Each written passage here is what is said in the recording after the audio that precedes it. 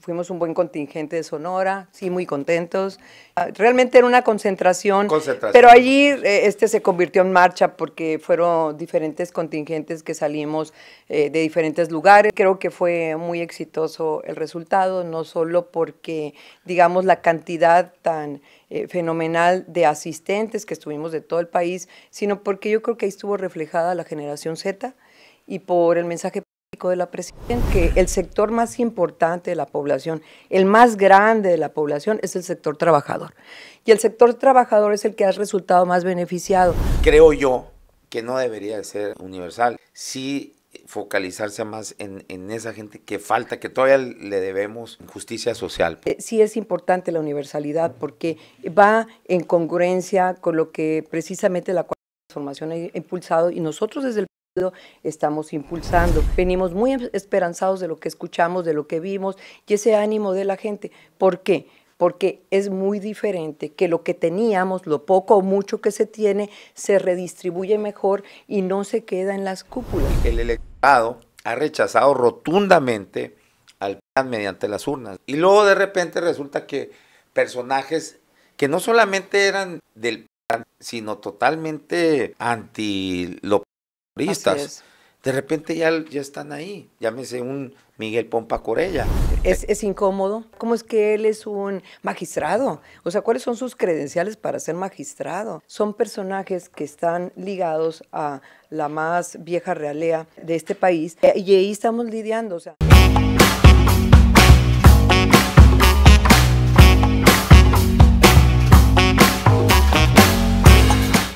Bienvenidos a La Polaca con Aaron Tapia, el antropolítico donde lo único que no se degenera es la verdad, periodismo sin tapujos ni mordazas. Sí. Bueno, iniciamos y bueno, casi nos agarran aquí como el Chavo del Ocho porque estábamos hablando precisamente de alguien de las que se fue, yo creo que para beneplácito de la cuarta, que es Lili Telles, y recordábamos acá con Judith en esta pausa entre la introducción y ya iniciar.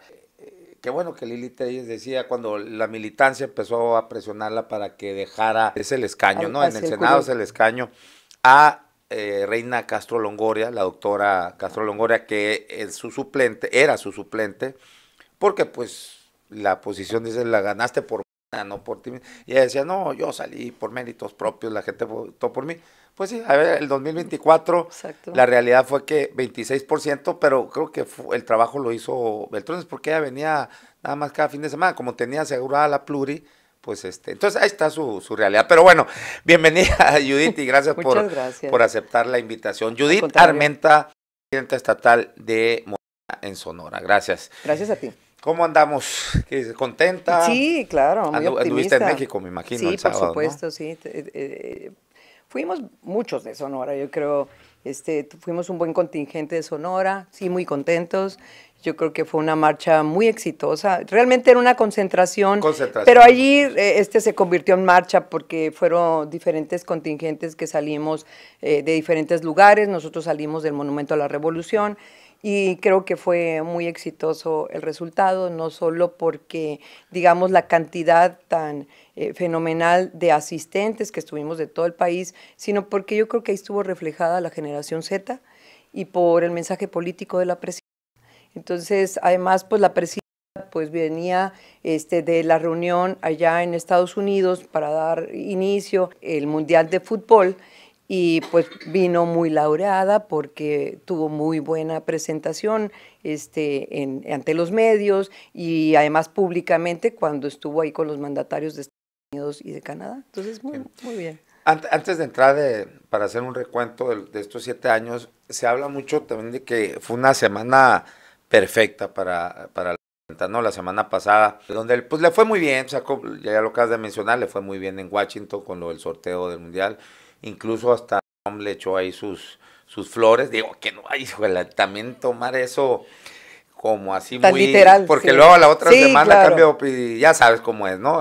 Pero bueno, pero le fue muy bien pues porque al final de cuentas ¿Cuántos mandatarios han ido y han sido ninguneados ahí por Trump estando ahí en su casa, ¿no? Y a la presidenta pues la trató bien y bueno, el otro corrupto ese de Infantino, el presidente de la FIFA, que bueno, es otro caso es otro la FIFA, tema, ¿no? Sí, pero también, no, muy bien, la imagen yo creo que se fortalece internacionalmente de la presidenta y bueno, muchos dirán, ay, pero eso que tiene que, no, sí tiene que ver porque, por ejemplo, así nomás a bote pronto, pues algo de lo que favorece si refuerza la buena imagen hacia el exterior, pues crea confianza en inversiones, por ejemplo, supuesto, ¿no? Pues claro. entonces creo que se refrenda la buena imagen que ha tenido la presidenta, que le han reconocido muchos mandatarios en el mundo, de que ha sabido cómo, híjole, sortear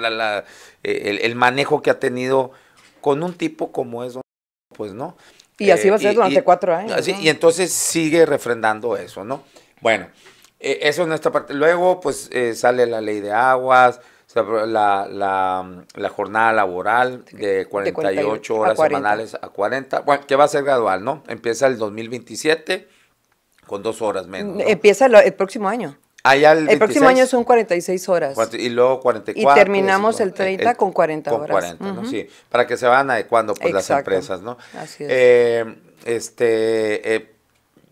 Por fin quitan yo creo que fue una muestra ahí de poderío de la presidenta al quitar a Tortuguerts. A Gertz Manero y entra... y entra alguien de totalmente de su confianza, Ernestina Godoy, que vuelve a tener entonces la dupla en seguridad a Harfuch, en la Procuración de Justicia a Ernestina Godoy. Como la tuvo en la Ciudad de México. Así es, y que hubo resultados positivos. Vamos a ver, porque sí, obviamente es mucho más complicado en lo federal, ¿no? Pero bueno, ahí está. Se me van otros temas.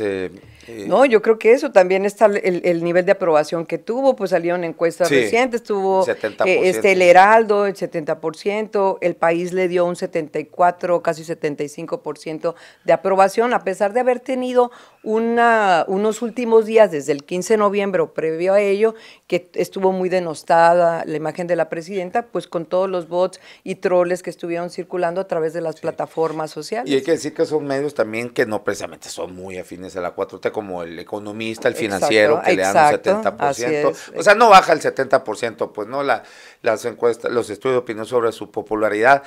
El incremento 13%. Sí, el aumento del salario, mínimo, sí, ¿no? Pasó, acuérdate, pues nosotros cuando llegamos al gobierno, el salario mínimo está en 88 pesos y ahorita está en 440 pesos, o sea, es un aumento acumulado 145%, se ha estado diciendo, no es poca cosa, le ha cambiado la vida a mucha gente. Gracias a ellos salieron casi 14 millones de personas de la pobreza. Entonces, yo creo que eso pues es un gran triunfo de la Cuarta Transformación y un logro que se corona la presidenta, claro. Es lo más emblemático que... Es lo más emblemático. Personalmente es lo que más aplaudo yo de los logros. Y lo cual es se cumple esa promesa que parece un eslogan, pero yo creo que es mucho más de fondo, y ahí está demostrado que sí pusieron atención a eso, que era por el bien de todo, primero los pobres, ¿no? Exactamente. Siempre lo dijo así Andrés Manuel López Obrador, y ahí está, ¿no? Hay una bola de maromas que se tiran para tratar de socavar ese logro. No, que cambiaron no es cierto, no cambiaron absolutamente, cambiaron hace 10 años esa fórmula, pero ni cambiando esas fórmulas, los pasados gobiernos que le tocó a Peña Nieto y un poco más a Calderón, pudieron sacar de la pobreza. Oye, pues simplemente en el caso de Peña Nieto, acuérdate que, bueno, cuando nosotros hablamos de que 13.400.000 personas salen de la pobreza, es porque les quitan alguna variable o condición de precariedad. Y eso tiene que ver con los resultados que da, por ejemplo, el INEGI, los estaba dando con Evalantes. Y entonces, una de las condiciones, pues que cuando te preguntan es si tienes televisión o no tienes televisión.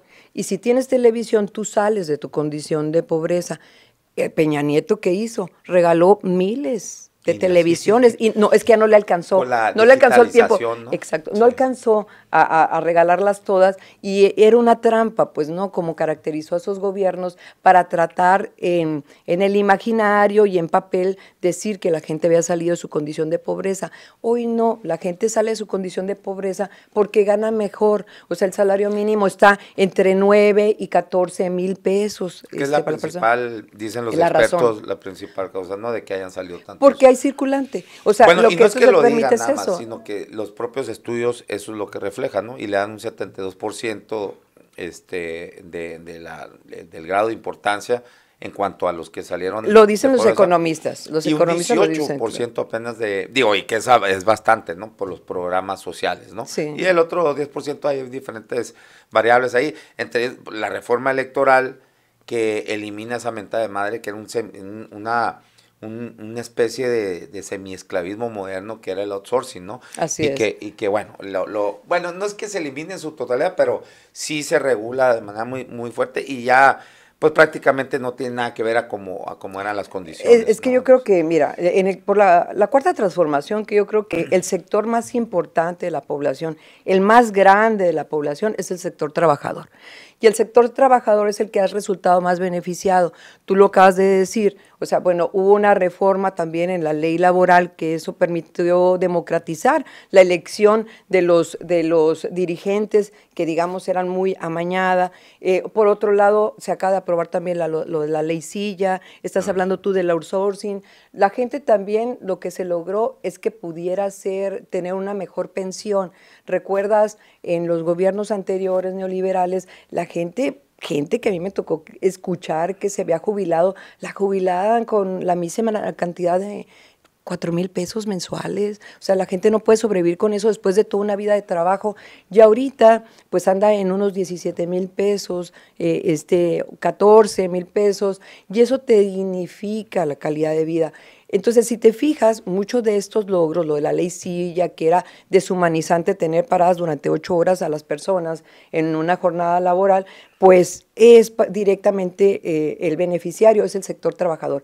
Y ahora, nuevo aumento de 13% al salario mínimo a partir del próximo año y la reducción de la jornada laboral. Entonces, yo creo que el sector más grande de la población es el sector obrero, el sector laboral, el sector trabajador, y es el que más se ha beneficiado. Entonces, y ahí están los beneficios. Lo otro, mira, mencionar, cuando la gente gana mejor, cuando tiene, por ejemplo, los programas sociales que nosotros arrancamos antes de que fuéramos gobierno, en 2018, un programa social de adultos mayores, estaba en apenitas arriba de 1,000 pesos. Cuando lo toma Andrés Manuel, se empieza a dignificar y ahorita anda arriba de los 6,000 pesos. El próximo año va a andar como en los 6,400 pesos. No es el salario mínimo, es el apoyo de las personas adultas mayores. Sí. Entonces, y eso le permite a la gente tener un ingreso que le asegura por lo menos su alimentación. Y en muchos más casos, porque luego la gente dice, es que hay gente que no lo necesita. Es un derecho que es universal y que no se le puede regatear a nadie.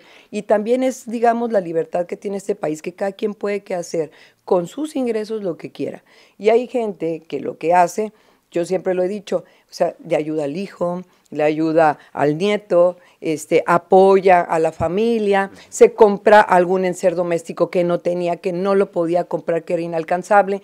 Pero además lo que tú ayudas en las comunidades pequeñas, en las poblaciones de 50,000 personas o menos, pues lo que estás logrando tú es que haya un revolvente, que el dinero esté circulando. Y entonces tú le compras a la gente el queso, las tortillas, el abarrotes, la costura en tu casa. Y eso permite que la economía esté viva. Una que otra caguamita también. Sí, claro, se vale, que inviten, una que esté helada nomás. Hay que tener esparcimiento. Bueno, claro. En cuanto a esto, ahorita qué bueno que mencionas que es universal, estas prestaciones. Sí. A mí me parece que ahí sí se debe ajustar porque, a ver, sí mejoró la situación, como ya lo mencionamos, 13.4 millones salen de la pobreza, pero la pobreza extrema prácticamente no se mueve. ¿Por qué es eso? Porque la gran mayoría, por ahí del 90% que están en situación de pobreza extrema, están en las áreas rurales muy complicadas de llegar. Por eso es que no hay pues los resultados que Al pudiéramos 100%, querer, como ¿no? Sí. quisiéramos. Entonces, a mí me parece que a ver, es universal. Hay mucha gente que no necesita esos 6,000. Bueno, ahorita cuánto es, Te digo es porque anda, bimestral, sí, ¿no? sí, sí anda, Son como verás, seis te mil digo, pesos, ¿no? ¿no? Te lo A ver. digo porque aquí traigo el Esa dato. cantidad, hay muchos de clase media Seis mil alta, seis doscientos mil y seis mil doscientos. cuatrocientos treinta el próximo año. Ok. Esos 6,200 pesos, hay mucha gente de clase media alta que en sí no la necesita, ni alta. Entonces creo que eso se puede hacer un ajuste y entonces que se invierta para poder llegar a esas zonas rurales que son complicadas. Hablemos de, no sé, a lo mejor ahí en la sierra donde están los tarahumaras, no Aquí sé, mismo, donde o están aquí, los sí, Macoragüe, ¿no? Los guarijíos. así es.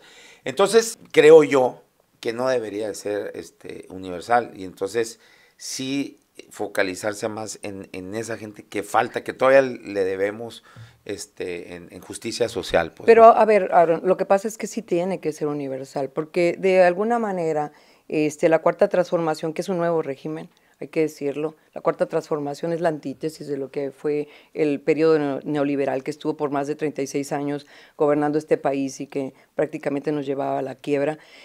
Sí es importante la universalidad porque va en congruencia con lo que precisamente la cuarta transformación ha impulsado y nosotros desde el partido estamos impulsando. Entonces yo creo que es parte de la democracia y es parte de las libertades que cada quien tiene que tener, es decir, cada quien debe hacer de sus recursos, que son propios, lo que quiera.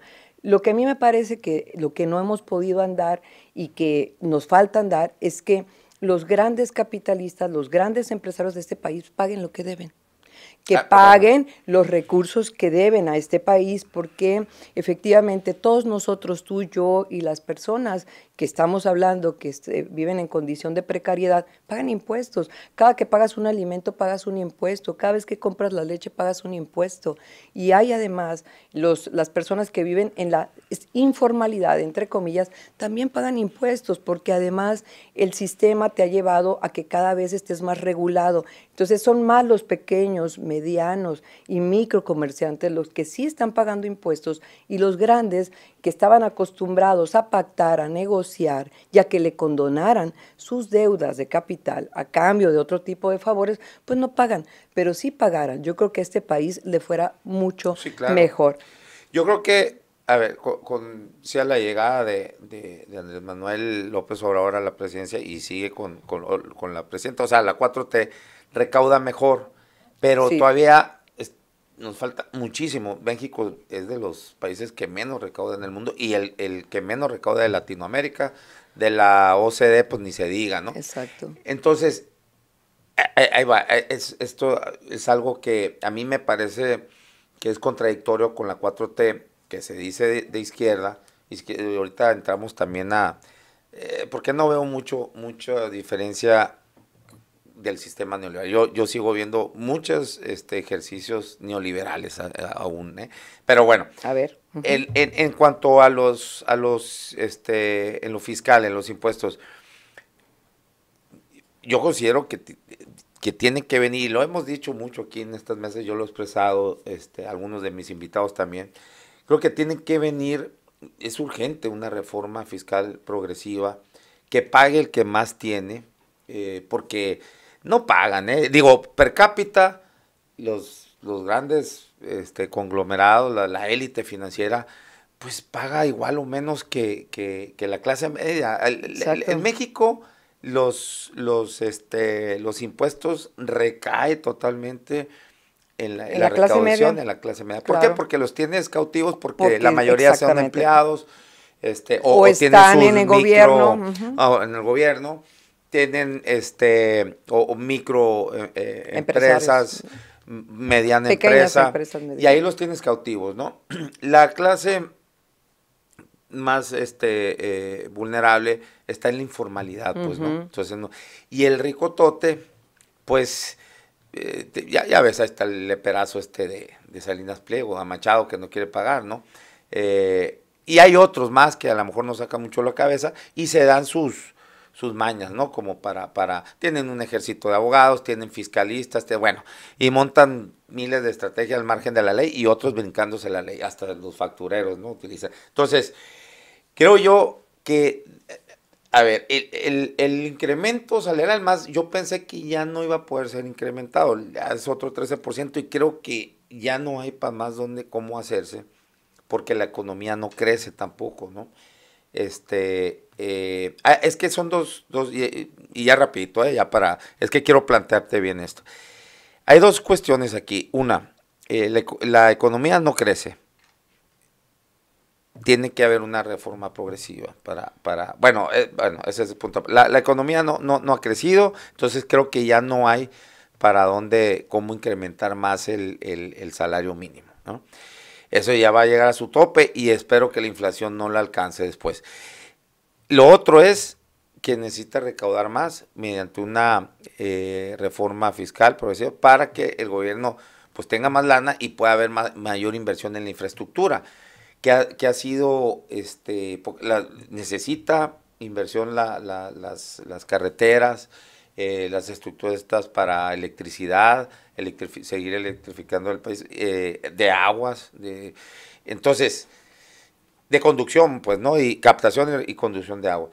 Entonces, si no hay estas dos, crecimiento económico y una reforma progresiva, pues esto no se va a dar y creo que, híjola, se va a poner la situación muy complicada, ¿no? Y luego el otro año viene la renegociación comercial con Estados Unidos tus queridos y vecinos Canadá. del norte, ¿no? Y que ya sabes cómo está el otro. Creo que ahí va a venir va a ser un año complicado. Entonces, yo te dejo estas dos A ver, en la mesa. Sí. A ver, mira, evidentemente creo que la reforma fiscal se ha estado postergando. Yo no soy experta en eso, pero le he estado dando seguimiento y a mí me parece que lo que ha entrado al quite ahí desde que estaba Raquel Buenrostro en la Secretaría de Hacienda, pues se ha hecho muy buen cabildeo con los empresarios y se ha logrado una recaudación importante. Este año creo que fue de más de 500,000 millones de pesos, que es una cantidad que puede ayudar a cubrir una buena parte de los programas sociales. Pero esto que tú planteas del crecimiento y que tiene que ver con el Producto Interno Bruto, o sea, yo no creas que le doy mucho seguimiento y además para mí no es tanto un referente porque hay una diferenciación que hacen los economistas que es muy importante. Una tiene que ver con el crecimiento tiene que ver con que haya más empresas, con que haya más inversión, y eso se traduce a mayor empleo, ¿no? Sin embargo, eso, aunque ha habido crecimientos, digamos, importantes, yo creo que desde los años 70 no hay como un crecimiento importante en la economía del país, me parece que eso no se vio reflejado en una mejor calidad de vida. Y ahí quiero diferenciar. Hubo concentración. Porque el crecimiento económico es una cosa y el crecimiento económico lo ven las grandes empresas. Es que tanto se genera de riqueza a partir de que quienes generan la riqueza. Y la riqueza en este país pues ha estado concentrada en unas cuantas familias. Y tú sabes que son los deciles, ¿no?, que tiene la economía, que creo que son 10, entonces en el más alto pues están los más ricos y son unas cuantas familias. ¿Cómo te explicas tú que un país como México esté concentrado en los hombres y las mujeres más ricas de este país, de Latinoamérica, incluso hasta del mundo, están en México y hay una gran millonada de pobres que están en el decil más bajo? ¿Cómo te explicas eso? Bueno, tiene mucho que ver con recaudación. ¿Por qué Francia? ¿Por qué Alemania? ¿Por qué esos países que son muy progresistas y con economías muy fortalecidas? ¿Por qué ellos no se dice están los hombres más ricos del mundo? Porque pagan impuestos, porque tienen que pagar impuestos. Y está mejor distribuida la riqueza. Y aquí en nuestro caso estamos transitando a eso, a una redistribución del recurso público, que ese recurso público pues se obtiene de cobrarle a los que generan riqueza los impuestos que corresponden.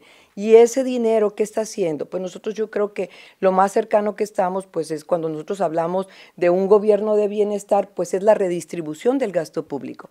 Y cuando hablamos de la redistribución del gasto público, pues estamos hablando del modelo keynesiano, que efectivamente era el fortalecimiento del Estado, algo que había dejado de funcionar en los 36 años donde estuvo los gobiernos neoliberales en el 82, que ellos se lo recitaron hacia al pie de la letra, lo que le llamaban el consenso de Washington, y era básicamente pues flexibilizar todas las condiciones y pauperizar pues el ingreso de los trabajadores. Se pauperizó eso, no se distribuía tampoco bien las ganancias, ¿cómo le llaman a eso cuando se distribuye cada año? Que las ganancias que tiene las utilidades. Las utilidades. Entonces, bueno, yo creo que todo eso que pasó en esos 36 años realmente descompusieron digamos, el papel rector que debía de tener el Estado, y ahorita lo estamos recuperando en estos 7 años, que yo te decía, venimos muy optimistas, venimos muy esperanzados de lo que escuchamos, de lo que vimos, y ese ánimo de la gente. ¿Por qué? Porque es muy diferente que lo que teníamos, lo poco o mucho que se tiene, se redistribuye mejor y no se queda en las cúpulas. Coincido en que efectivamente a toda esta gente que genera riqueza, que son los que realmente propician el crecimiento económico de este país, pues se les cobre lo que se les debe cobrar por impuestos para generar riqueza. Sin embargo, pues no ha sido así, pues se flexibilizó tanto la entrada de los capitales extranjeros y nacionales para que pudieran hacer empresas aquí, que se dejó de cobrar. Entonces, yo creo que a diferencia tuya, que decir, es que crecimiento significa mejor calidad de vida. Yo creo que son cosas distintas. Hay crecimiento, a lo mejor no como se esperaría, ¿no? Mayor al 3%, todo el mundo ha esperado que tenga un crecimiento económico el país y no se ha logrado. Sin embargo, eso no ha sido limitante para que sí tenga mejor calidad de vida la población. Y eso te lo digo yo porque lo veo en territorio, pues nosotros andamos en la calle, andamos en territorio, y lo que comenta la gente, lo que habla la gente, la manera en la que se expresa, pues tú ves ahí efectivamente la gente emocionada, esperanzada de que su vida cambió. Su vida cambió porque no tenía ni siquiera para comer. Te voy a poner un ejemplo que lo pongo cada que puedo y cada que me dejan y cada quien lo quiere escuchar. El ejemplo es que alguna vez me tocó ir al pueblo Macurahue, en Mesa Colorada, y ahí pues había una pareja de ancianos que vivían de la caridad. Ser indígena Macurahue o guarijío, como les decimos, pues es una condena realmente a la pobreza extrema en este país hasta antes de que llegara la Cuarta Transformación. Y estas dos personas de la tercera edad lo que hacían era vivir de la caridad en una comunidad tan abandonada, tan marginada como la Macurahue, allá en la Sierra Alta de Álamos, pues están condenados a realmente no tener una buena vida. Bueno, cuando llegó la Cuarta Transformación, estas dos personas empezaron a tener un ingreso entre los dos que les permitió tener garantizada su despensa y más, y no tener que vivir de la caridad del resto de la comunidad guarijíe. Solo por eso ha valido la pena la Cuarta Transformación. Solo porque han salido 13,5 millones de personas de la pobreza, ha valido la pena la Cuarta Transformación, y el tiempo que los que hemos estado en esto le hemos dedicado, los que tenemos más de 20 años, y hay gente que hay gente que viene de la izquierda de mucho más tiempo, pues eso era lo que queríamos, que la gente que vivía mal viva mejor. Y son dos cosas que son diferentes. Entonces a mí me parece muy, muy sabio incluso de la Cuarta Transformación, el mismo presidente, la misma presidenta, que no hayan sentado, digamos, el desarrollo de este país en el crecimiento que tenga, porque entonces estaríamos hablando de un mismo modelo que es el neoliberal, y nosotros vamos a otro modelo que es la Cuarta Transformación, humanismo mexicano, igualdad a justicia social. Nos falta, sí, tenemos apenas 7 años, y para que se consolide este régimen necesitamos más años de gobernar. Sí, no, a ver, yo estoy totalmente de acuerdo con lo que dices y lo que decía el mismo expresidente López Obrador en cuanto a que el crecimiento económico sin desarrollo o sin una mejor distribución, pues no queda en lo mismo. Nada. En eso estoy de acuerdo, sí. Pero, y sí creo que ustedes han redistribuido mucho mejor el recurso. Y ahí están los resultados, 13.4 millones menos y con 2 años de pandemia, ¿no? Sí, exacto. Pero nada más que si la economía no crece, pues no va a poder seguir siendo sostenible estos programas sociales, porque la población crece también. Claro. Y entonces, yo estoy de acuerdo que tiene que haber una mejor distribución, como la ha habido, insisto, pero tiene que crecer también, para que haya desarrollo, tiene que crecer la economía. Si no, si estamos estancados ahí o decrecemos, pues va a ser insostenible pues, claro. Todo esto. Ahora, sí, y me parece muy bien y porque fue una promesa de siempre de López Obrador, del primero, por el bien de todo, primero los pobres, y había que atender de manera urgente, porque se había convertido esto en una fábrica de pobreza, pues, ¿no? Cierto.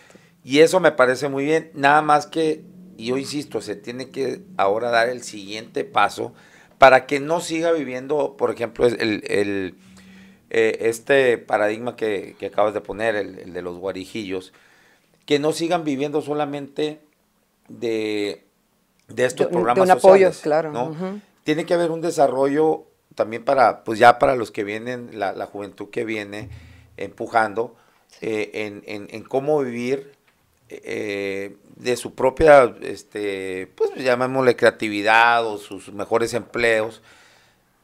Y yo insisto, si no hay crecimiento económico no se va a poder hacer esto, porque tienen que salir todos estos de la pobreza, pero incluso aspirar a algo mejor, no quedarse nomás ahí, porque pues bueno, si estamos nomás, si están aquí respirando y cualquier desajuste, pum, inmediatamente van a bajar la pobreza, pues seguimos estando en una economía endeble, pues, ¿no? Frágil. Entonces, en ese sentido, es lo que yo te decía, o sea, sí tiene que haber crecimiento de la pobreza. El país está endeudado, no per se las deudas son malas, digo, sabemos por qué ahí están las obras estas, grandes obras, ¿no? Tren Maya, el aeropuerto, bueno, muchas. Ferrocarril, bien. Ferrocarril, sí. De pasajeros. Ahí la estás viendo y, bueno, y se supondría que eso tendría que recuperar y para irse pagando la misma deuda y además generas empleos y todo esto, ¿no? Pero bueno, eso en cuanto a la parte de la economía. Ahora, lo otro es gente que ha llegado, a ver, a mí me pareció muy atinado aquí el viernes, Juan Carlos Zúñiga me decía, bueno, decía más bien, ¿no?, al público, que Morena le ha faltado el respeto al electorado, o la 4T en sí. Bueno, Morena es el rector, pues, ¿no?, de la 4T. Ahí luego los aliados, ahí tienen unos aliados que hijo, pero, ok.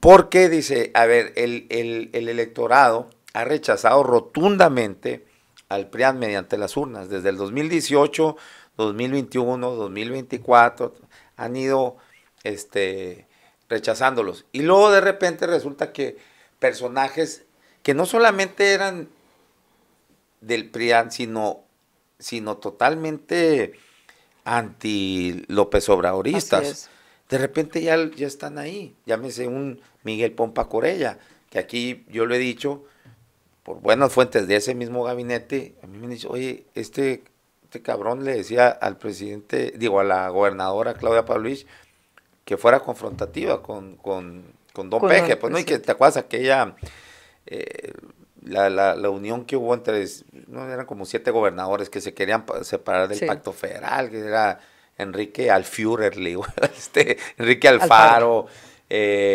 Cabeza de Vaca, pura fichita, bueno, eran varios. Entonces, los que están huyendo. La recomendación de él es que se uniera a ellos. Digo, ahí sí salió muy viva, ¿no? La exgobernadora y supo cómo acomodarse. Hizo política, ¿no? Sí. Y bueno, estamos viendo personajes como Miguel Pompa Corella, hablando aquí de Sonora, ¿no? Sí, claro. El propio Maloro Acosta. Bueno, él se integra al Verde. Pompa Corella es acobijado por alguien muy cercano al expresidente López Obrador, que es Adán Augusto, ¿no? Tal vez ya no sea tan cercano. No, ¿de quién? De López de Obrador. Andrés Manuel. Pues quién Creo sabe, que ¿no? han Pero pasado bueno, muchitas cositas. como dijo el presidente, y ahí siendo un mago de la comunicación política, yo no sé cómo en varias ocasiones, a mí eso es un error, haber dicho que la corrupción es a la grandota, es imposible que el presidente no esté enterado de ello. Y a mí me parece muy complicado que el presidente no supiera que las negociaciones esas que tenía con la barredora, ¿no? O lo del huachicol fiscal, por ejemplo, que se mueven millones y millones de litros en buques, digo, toda la estructura que tienes que mover ahí, híjole, impresionante. Pero bueno, para no desviarnos del tema, Judith, ¿qué opinas de estos personajes? No nomás aquí en Sonora, en todo el estado han estado llegando, de ese que dice Juan Carlos Zúñiga, rechazó la ciudadanía al electorado, y de pronto pues ahí los vemos otra vez, aquí, oye, si voté por usted para que esos cabrones ya, bye, se fueran, claro. Y de repente, como los gatos viejos, ¿no? Los tiras allá y se vuelven, y ahí están otra vez. Ya no debemos de tirar gatos, ¿eh? Sí. Nos linchan. Sí. Mira, a ver, no, yo creo que son personajes que han hecho mucho daño a la vida pública en México, y que yo creo que precisamente en este proceso que estamos viviendo nosotros de transformación de este país, a mí me parece que el viejo régimen se niega a morir, y que ahí está, los hemos visto, están agazapados, pero ahí están. Nosotros en 2018, para llegar a la presidencia de México, pues yo creo que el presidente Andrés Manuel López Obrador abrió las puertas a todo el mundo. Se nos metió gente muy incómoda y muy indeseable. Está Lili Téllez, que ganó gracias a nosotros. Sí. Ella es senadora por nosotros, ¿eh? Y ahorita, en el pasado proceso electoral, tú bien lo dijiste, ella no ganó, perdió, pero iba en la plurinominal, iba en el número 1 y quedó como plurinominal. Pero se catapulta gracias al movimiento nuestro. Y creo que hay mucha gente que de manera muy perversa ha utilizado nuestro movimiento, nuestro partido, para seguir gobernando, para seguirse beneficiando, pues, ¿no? Aunque sea de un sueldo. Yo creo que ser embajador de un país, pues, es mucho más que un sueldo, ¿no? Lo que te beneficias. Uy, sí. Y además, a mí me parece que sí son personajes que son incómodos. Yo, ahorita lo platicábamos, creo que antes de entrar al aire, puedo entender la razón por la que Claudia Pavlovich está de embajadora, ¿no? En Panamá. Me parece que son políticas, se hacen políticas también en el gobierno, y yo creo que hay muchos cables que están sueltos y que hay que jalar para poder gobernar. Entonces, supongo yo que deben de ser acuerdos. No lo sé, de ninguna manera lo puedo saber eso, pero es la manera en que yo me lo explico. ¿Que es incómodo para Morena? Sí es incómodo para Morena, porque nosotros lidiamos en el día a día precisamente con las críticas y los señalamientos del morenismo, y algunos que se dicen morenistas, pero pues que también hay gente que en este partido se ha infiltrado diciendo que es morenista y que son los más críticos, pues, pero realmente son como personajes que lo que vienen a hacer es a tratar de detonar lo que nosotros hemos construido con tanto trabajo y durante tanto tiempo. Entonces, ¿qué decirte? Pues es incómodo. Me parece que un Pompa Corella no debería de ser, para empezar, ¿cómo es que él es un magistrado? O sea, ¿cuáles son sus credenciales para ser magistrado?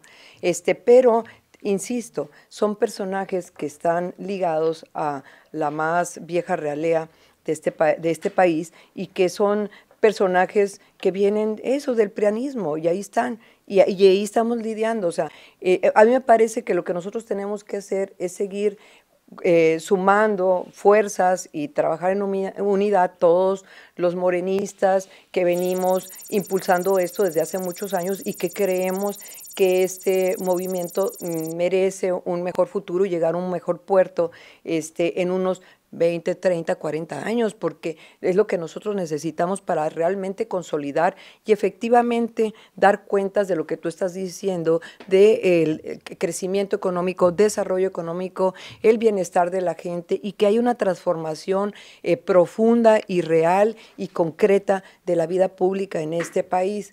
Y tú mismo lo acabas de decir, tú lanzas la pregunta y tú mismo te lo contestas respecto a un mal oro. Bueno, mal oro, creo que es muy incómodo que esté coqueteando con la Cuarta Transformación o con ciertos personajes nuestros que yo creo que no lo conocen, pero bueno, él viene con otro proyecto político que es el Partido Verde. No es una adquisición, no es una suma que está haciendo nuestro partido de ninguna manera.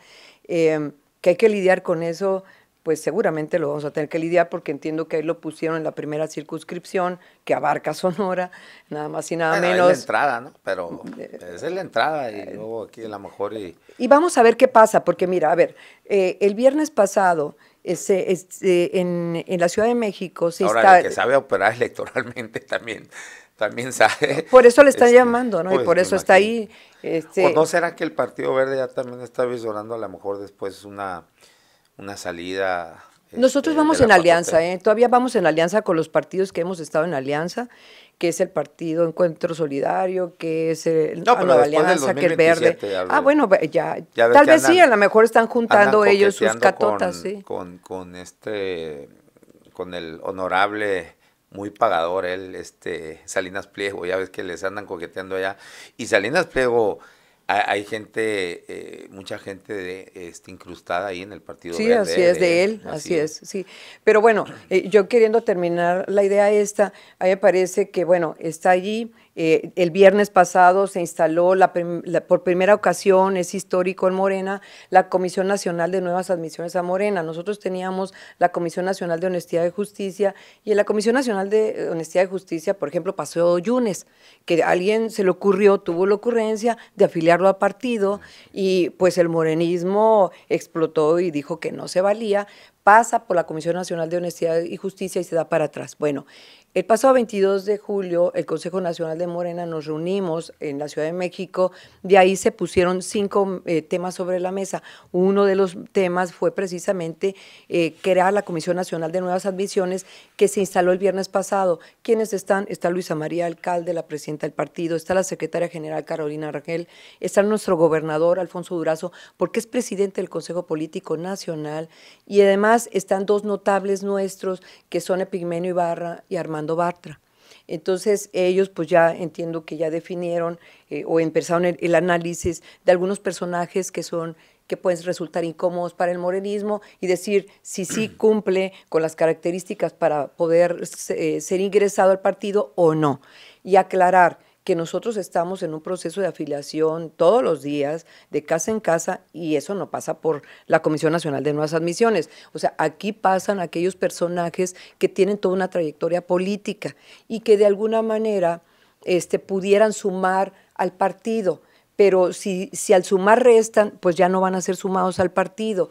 ¿Y cómo restan? Pues si tienen una trayectoria o una dudosa calidad moral o muy cuestionada su trayectoria política. Entonces, bueno, yo creo que ahí nosotros estamos empezando bien y eso me parece que ahí nos salvaría, porque nosotros estamos realmente en alianza con los partidos, te decía, Nueva Alianza, Partido Encuentro Solidario, Partido Verde, Ecologista, está también el Partido del Trabajo, y bueno, seguimos en alianza.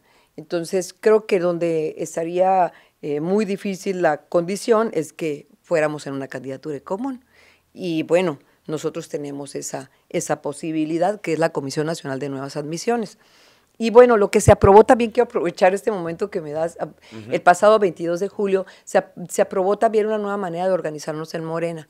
Y se aprobó también la reactivación del Consejo Político Nacional, que son una serie de notables. Se aprobaron que 100, se acaba de instalar hace como unas 2 o 3 semanas, van como 76, digamos, personas que tienen una cierta trayectoria, la mayoría son intelectuales o son fundadores del partido y que van a instalarse en mesas a partir del próximo año para poder dar directrices de la conducción no solo de la vida política del país, sino también de la conducción, yo creo que de las plataformas electorales para lo que viene para el 27.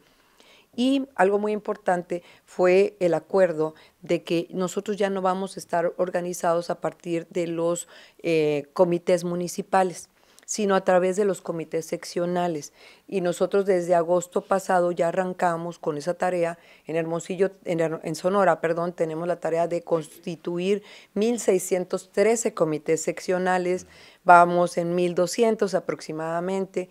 Eso se suma a lo que iniciamos el año pasado en diciembre, que fue abrir la admisión de morenistas, es lo que te digo, de abrir el padrón, y entonces los que ya estaban afiliados se tienen que reafiliar, y los que no estaban afiliados es el momento de afiliarse, porque lo cerramos ahora el 31 de diciembre.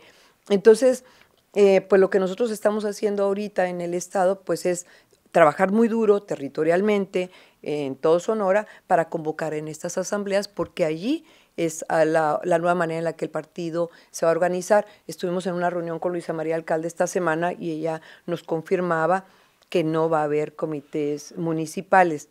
Existe en el estatuto del partido la conformación de comités municipales. Sin embargo, cuando nosotros aprobamos este nuevo acuerdo, estos nuevos acuerdos, pues se suma, es un adendum al estatuto, y donde estamos diciendo, ahora nos vamos a organizar por seccionales y de ahí van a salir los consejos distritales. Fue cuando también anunció Luisa María Alcalde que va a haber una especie como una escuela municipalista, el plan municipalista, ¿no? Exacto. Eso me parece muy buena idea, sí. Incluso que tienen que estar por lo menos una vez al mes los presidentes tomando cursos, talleres, ¿no? Para seguir los lineamientos pues, de Morena.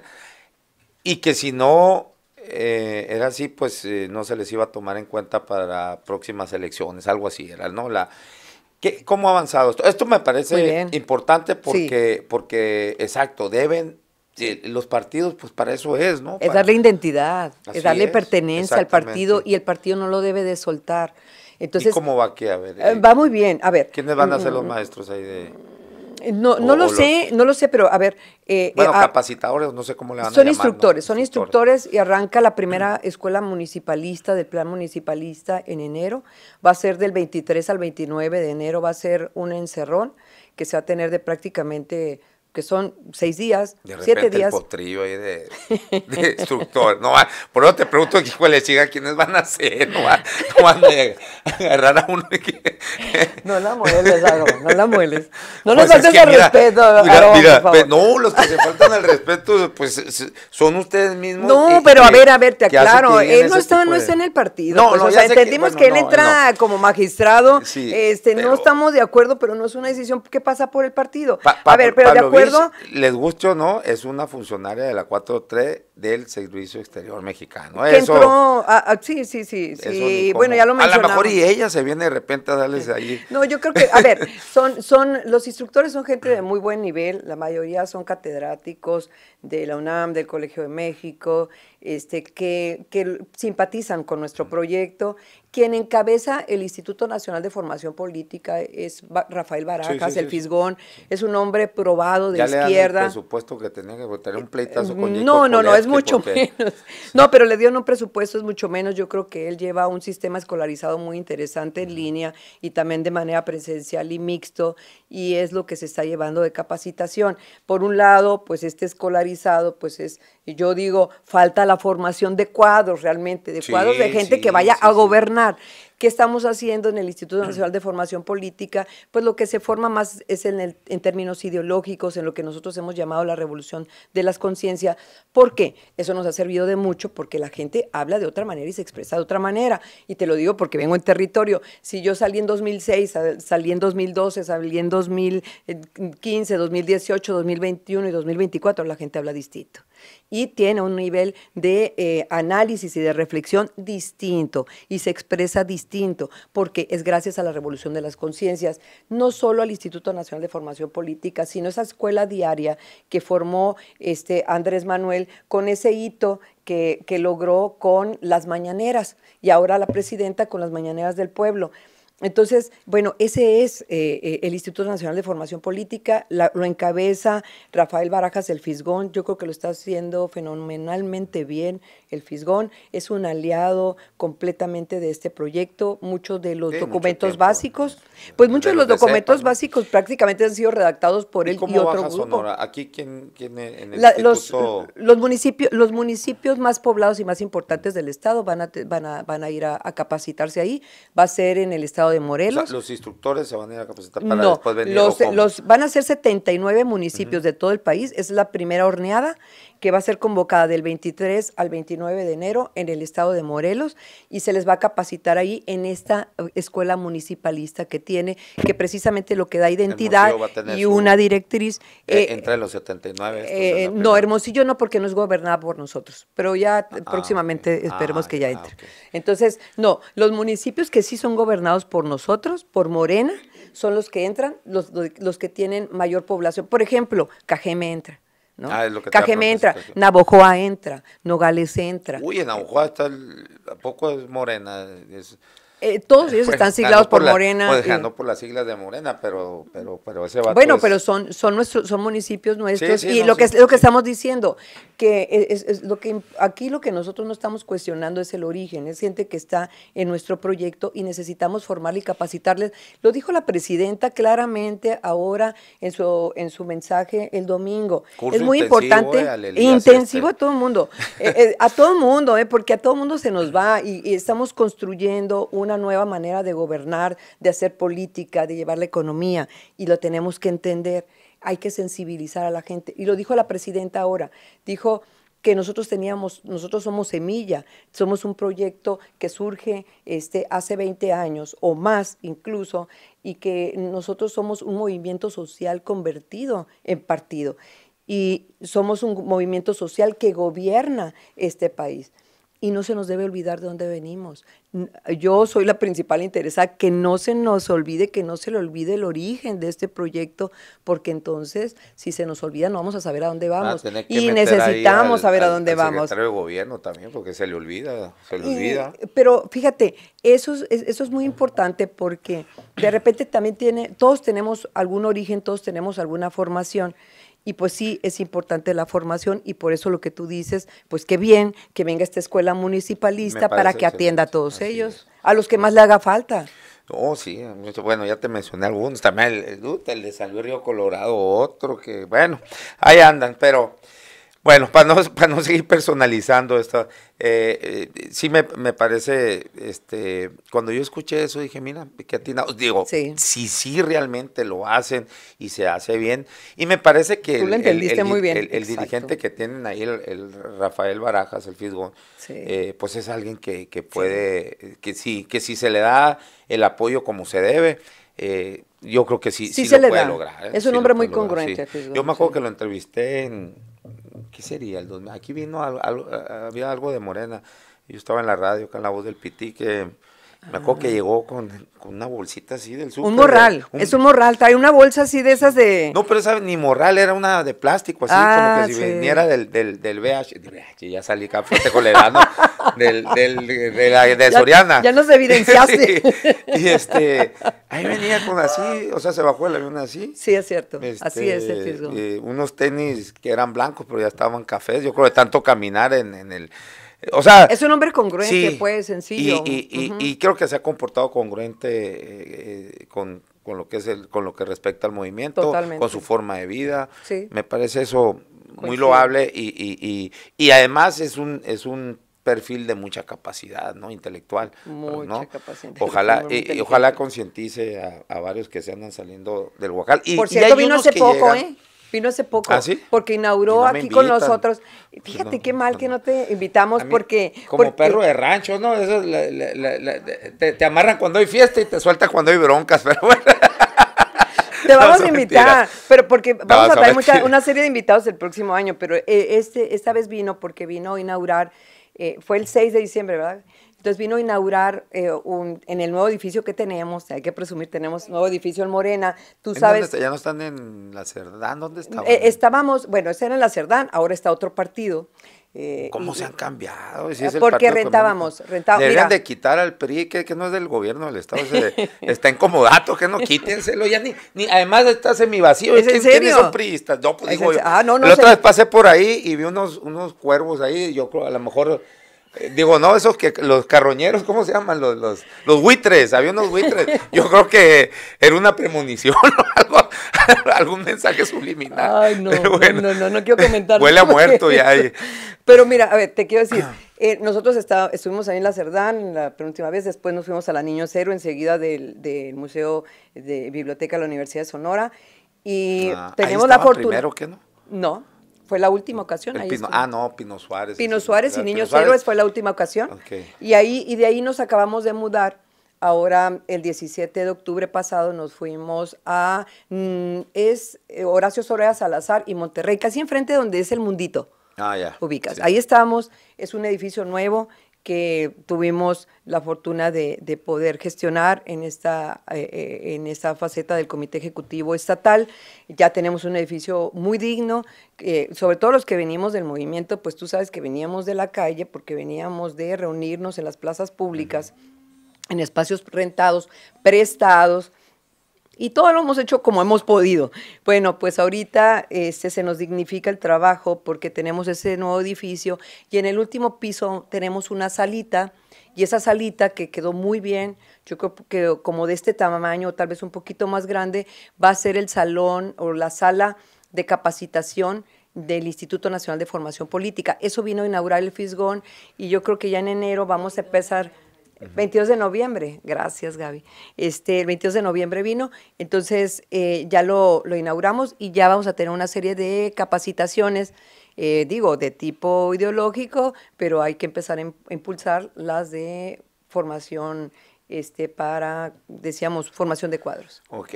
Bueno, por último, Judith, siempre ha habido estas controversias para definirlas o seleccionar candidaturas. Con las encuestas estas famosas que al final de cuentas pues no, como que no les hacen mucho caso, sí se hacen, yo sé que sí se hacen porque a mí porque por las fuentes y que me han enseñado encuestas, sí, pero encuentran de alguna u otra manera de cómo darle la vuelta, ¿no? Que por ejemplo en Ciudad de México pues salía en primer lugar Harfuch. No, pero es que va a tocar mujer y Claudita Brugada. Digo, y a mí me pareció bien. Yo ni quiero que sea a mí presidente. También, a pesar que me gusta su perfil en seguridad y que ha dado resultados, tanto en Ciudad de México y que, bueno, parece que los está dando también acá a nivel federal. Pues yo digo, ¿y por qué un policía tendría que ser presidente de este país o gobernar la Ciudad de México? Me pareció excelente. Además, contigo. Clara Brugada, una mujer de izquierda y que ha dado en las dos ocasiones excelentes resultados en Iztapalapa. Exacto. Y bueno, pero hubo aquí que Celia López era la que salía como más conocida, ¿no? En la encuesta para el Senado. Sin embargo, al PT, ¿no? Porque con el plan C. Sí. O cosas así, pues, ¿no? Que claro. no queda muy claro ¿Cómo va a seguir siendo el mecanismo de encuesta? ¿Va a seguir? O sea, ¿cómo? Sí. Porque esa es una parte importante, donde yo también lo he dicho muchas veces, creo que tiene que venir la reforma electoral tiene que tocar la vía interna de los partidos, porque se tiene que democratizar dentro de los partidos, porque lo deciden cúpulas a final de cuentas, tiene que participar la militancia y ellos que se le considere, escoger a sus candidatos, ¿no? Claro. Entonces, ¿cómo va a ser pues ya la que viene, que es el 2027, va a seguir el mismo mecanismo de las encuestas? ¿Cómo va a ser? Va a ser el mismo mecanismo. Nosotros estamos esperando que salga la convocatoria. Estaríamos esperando, mira, ojalá que sea a principios de enero, o que sea en enero, bueno, que no pase enero, porque eso resolvería muchos temas pues para nosotros. Va a ser por encuesta definitivamente. Nosotros tenemos la Comisión Nacional de Encuestas, hace un año justo nosotros la renovamos, llegaron nuevos personajes, elementos. La Comisión Nacional de Encuestas anterior se hizo sobre la marcha, porque nosotros somos un partido nuevo, pues, ¿no? Apenas tenemos 11 años, y bueno, la anterior pues era con los que se podía y se hizo, y aprendieron sobre las rodillas. Ahorita todos los perfiles que entraron son personas que tienen experiencia en encuestas, y entonces se van a hacer encuestas. No quiere decir que ellos van a hacer las encuestas, pero digo que pasan por ese tamiz de gente que sí sabe de encuestas. Y yo creo que el mejor ejemplo de que las encuestas sirven y que realmente debemos de confiar en ellas fue la elección de nuestra presidenta Claudia Sheinbaum. Nuestro gobernador Alfonso Durazo, yo creo que hizo muy bien su trabajo al conducir esa tarea de las corcholatas de la manera más tersa posible. Y tan así que yo no me quiero imaginar cómo hubiera sido la vida si la gente hubiera escogido a algún otro de los personajes que estaban queriendo conducir a este país. Fue muy sabia la gente y escogimos muy bien, escogimos a la mejor, que es Claudia Sheinbaum. Mira ahorita cómo está ella, te decía, tiene entre un 70 y 75% de aprobación. Entonces yo creo que va a ser así. Hay que ver cómo viene la convocatoria. Estuvimos recientemente en una reunión con nuestra presidenta Luisa María Alcalde, lo ratifica. Viene el tema de las encuestas, vamos a ver cómo viene. No, Sonora no está aislado, nosotros vamos dentro de un paquete de 17 gubernaturas que van a estar en disputa en el 2027.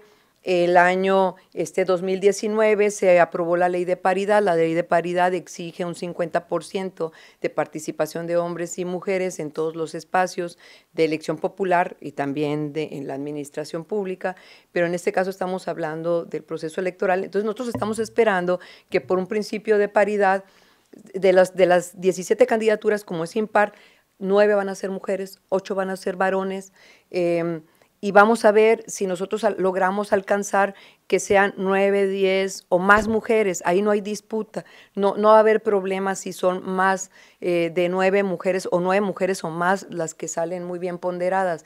Si son menos, entonces ya entra otro tema que es la cuestión de género, y ahí vamos a ver, porque vamos a ver cómo se va a definir, porque sí es importante eso, pues nosotros no podemos tener más de 8 varones en las boletas electorales a las gubernaturas.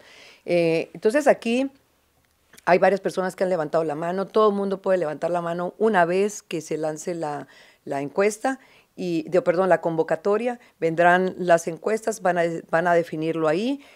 Esa población abierta, no solo al morenismo, esa población abierta, porque quien gobierna un estado, quien gobierna un municipio, quien gobierna un país, pues lo gobierna para todos, no solo para los morenistas. Entonces necesitamos realmente ponderarlos, evaluarlos ante los ojos de todo el mundo. Entonces yo creo que hay que esperar. El partido le toca apoyar a quien quede elegido. Yo creo que confío mucho en que va a ser la elección más atinada, y pues hay que esperar los tiempos.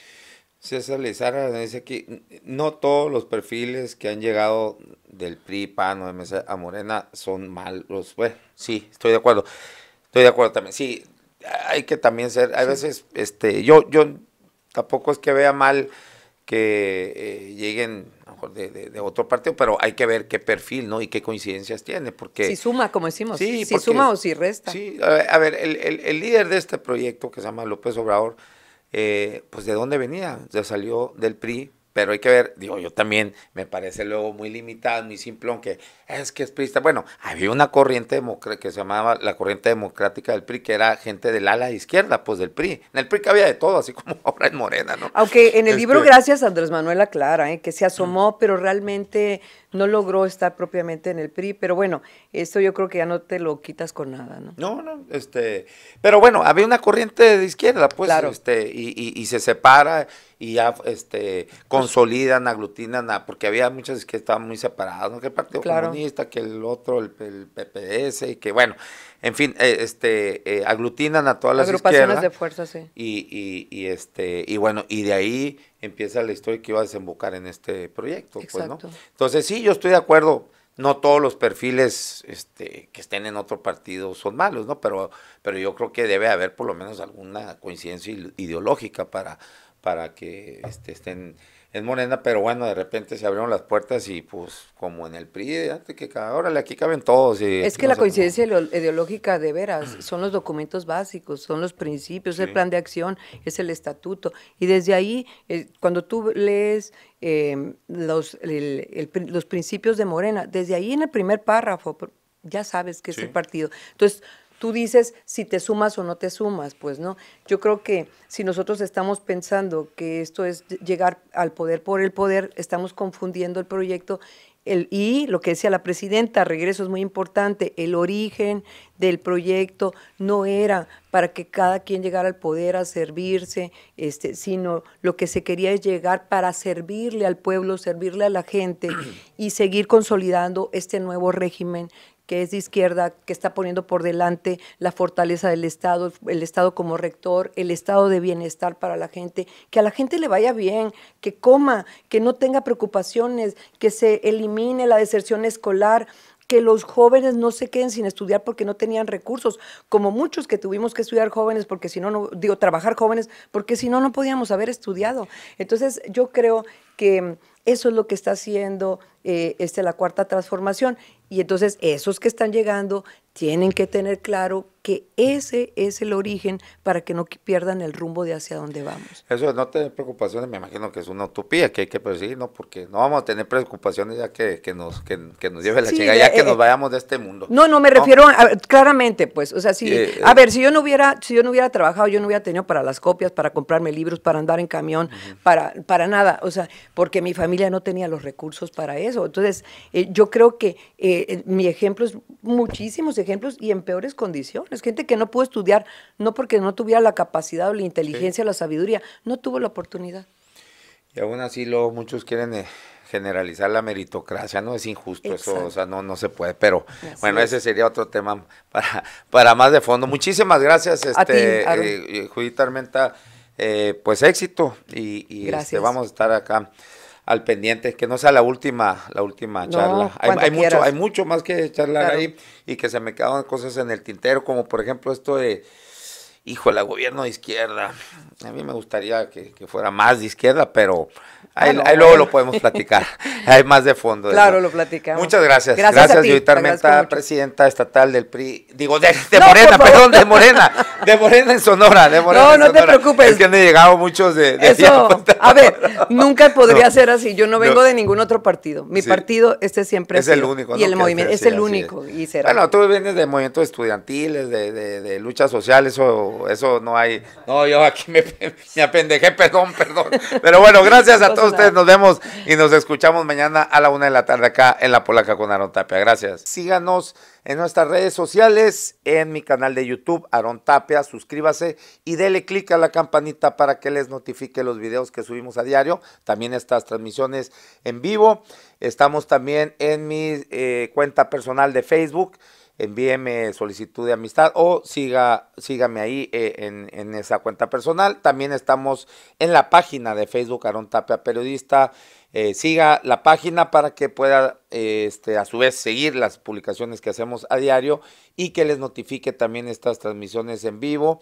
En Twitter estamos en mi cuenta personal @naranjero75 y en la cuenta del programa @lapolaca con AT. En Instagram Aarón Tapia F y TikTok Aarón Tapia Periodista.